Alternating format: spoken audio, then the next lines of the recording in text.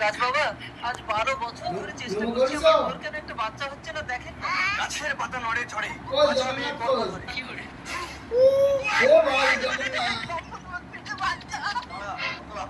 কেন কি হয়েছে গর্ভে থাকা অবস্থায় এই সন্তানের বিবাহ না দিলে জন্মের সাথে সাথে এই সন্তান মারা যাবে কোথায় গেলে আমার ছেলে হবে কি মেয়ে হবে আমি বুঝবো কি করে মনে হয় আমার মেয়ে হবে তো তাহলে একটা পাত্র দেখি